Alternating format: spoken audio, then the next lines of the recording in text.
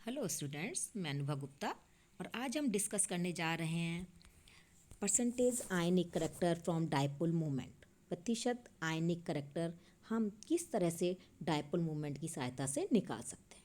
और दूसरा मेथड हम लेंगे इलेक्ट्रॉन नेगेटिविटी डिफरेंस से हम किस तरह आयनिक करैक्टर निकाल सकते हैं। लास्ट वीडियो में आपने देखा था कि जो डायपोल मोमेंट है वो क्या है, दो पोल के बीच का डिस्टेंस और उन पर उपस्थित चार्ज का प्रोडक्ट होता है।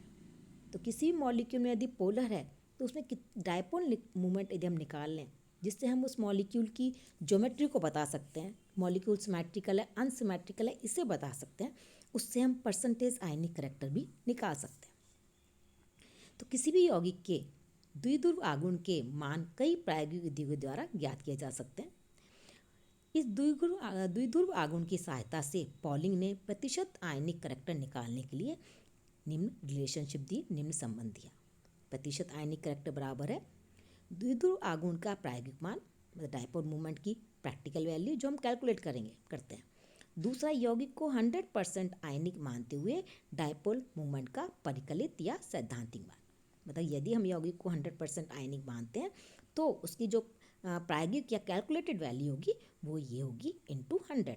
तो प्रायोगिक जो प्रैक्टिकल वैल्यू हो जाएगी जो डायरेक्ट हम निकालेंगे, कैलकुलेटेड वैल्यू होगी जो हम उसको 100% आयनिक मानकर ई इंटू डी से याद करेंगे इंटू 100। इस तरह से हम किसी भी मॉलिक्यूल के लिए जो है परसेंटेज आयनिक करैक्टर हम निकाल सकते हैं यदि हमारे पास डायपोल मोमेंट की वैल्यू है।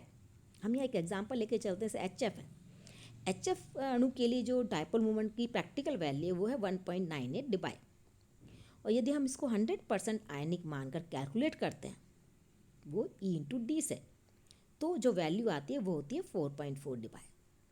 तो परसेंटेज आयनिक करैक्टर कितना हो 1.98 अपॉन 4.4 इंटू 100। तो जो इसके अकॉर्डिंग जो बॉन्ड है वो 45% आयनिक है।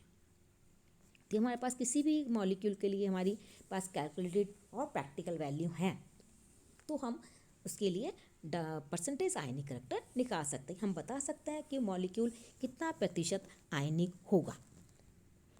दूसरा हम जिससे हम निकाल रहे हैं वो मेथड है विद्युत ऋणात्मकता से प्रतिशत आयनिक, द इलेक्ट्रॉन नेगेटिविटी डिफरेंस से यदि हम परसेंटेज आयनिक करैक्टर किस तरह निकालेंगे। और ये दिया है पॉलिंग ने, जो इलेक्ट्रॉन नेगेटिव डिफरेंस में अंतर से जो प्रैक्टिकल वैल्यू जो उसका आयनिक करैक्टर है परसेंटेज आयनिक करैक्टर के लिए ये पॉलिंग ने दिया।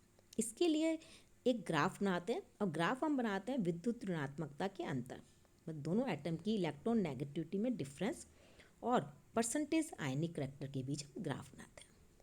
तो ये ग्राफ आता है यहाँ पर हमारे पास स्ट्रेट लाइन। जब इस ग्राफ में हम देखते हैं कि जितना ज़्यादा इलेक्ट्रॉन नेगेटिव डिफरेंस बढ़ रहा है परसेंटेज आयनिक करैक्टर भी बढ़ता जा रहा है। फॉर एग्जांपल, जब 1.7 है इलेक्ट्रॉन नेगेटिव डिफरेंस, दोनों एटम की विद्युत ऋणता में अंतर ए और बी है, मान लीजिए उनकी विद्युत ऋणता में अंतर 1.7 है, तो परसेंटेज आयनिक करैक्टर होगा 50%। 1.0 है तो लगभग ये आ जाएगा अपने पास 15 के आसपास। लेकिन जो इलेक्ट्रॉन नेगेटिव डिफरेंस मैक्सिमम हो सकता है 3 पर यदि हम देखते हैं तो ये वैल्यू हमारे पास लगभग यहाँ आएगी। तो विद्युत ऋणता में अंतर यदि कम है तो परसेंटेज आयनिक करैक्टर कम होगा, विद्युत ऋणता में अंतर ज़्यादा है तो परसेंटेज आयनिक करैक्टर ज़्यादा होगा। विद्युत ऋणता में पता है तो हम इसे स्ट्रेट लाइन खींचेंगे और उसको नीचे की तरफ खींचेंगे तो हमारे पास परसेंटेज आयनिक करैक्टर आ जाएगा। तो इसके बेस पर हम बता सकते हैं कि परसेंटेज आयनिक करैक्टर कम होगा या ज़्यादा। और पॉलिंग ने इस ग्राफ के बेस पर कुछ निष्कर्ष निकाले। निष्कर्ष क्या है कि कोई भी बॉन्ड जो है 100% आयनिक नहीं होता, क्योंकि हमने देखा कि मैक्सिमम विद्युत ऋणता में अंतर कितना हो सकता है 3, और 3 के पास देखिए 3 लगभग यहाँ आता है 90% के आसपास। 100% इसका मतलब कोई भी बॉन्ड जो है 100% आयनिक नहीं होता।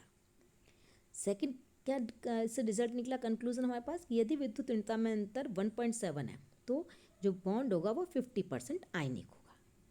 तीसरा, यदि विद्युत ऋणता में अंतर 0 है तो जो मॉलिक्यूल होगा वो 100% कोवलेंट होगा। और कब होगा, जब दोनों एटम सेम हो। तो तभी बॉन्ड जो है 100% कोवलेंट हो सकता है। और इस बेस पर पॉलिंग ने इस कर्व के आधार पर पॉलिंग ने एक इक्वेशन दी। और इक्वेशन क्या है? इक्वेशन है ये, परसेंटेज आयनिक करेक्टर बराबर होगा 1 माइनस ई की power -1/4 and X A and X B का होल स्क्वायर। और आप जानते हैं एक्स और एक्स बी क्या है? ए और बी एटम की विद्युत ऋणता है। और जब इससे जब डिफरेंट हैलाइड्स की परसेंटेज आयनिक करेक्टर देखा तो परसेंटेज आयनिक करेक्टर आया था इसके अकॉर्डिंग। HCl के लिए जो परसेंटेज आयनिक करेक्टर आता है प्रतिशत लगभग इतना आता है।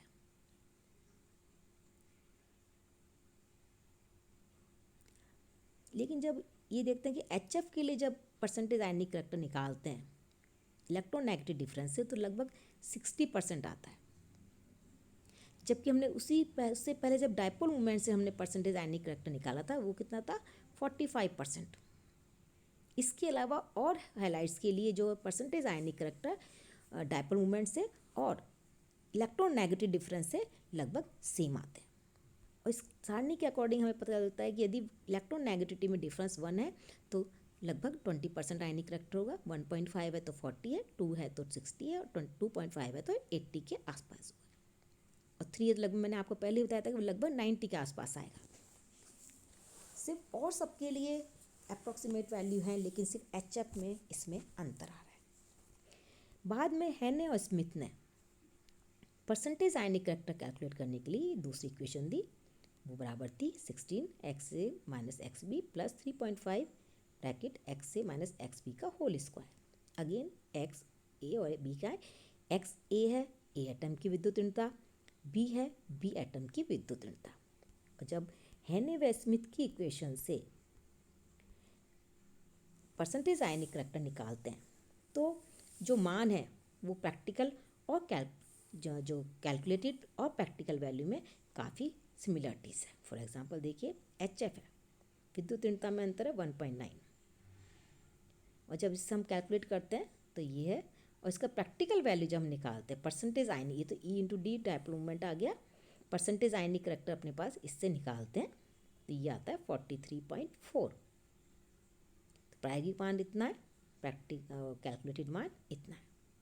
इस तरह HCl के देख लिए, प्रैक्टिकल वैल्यू 16.8, थियोरेटिकल वैल्यू 17।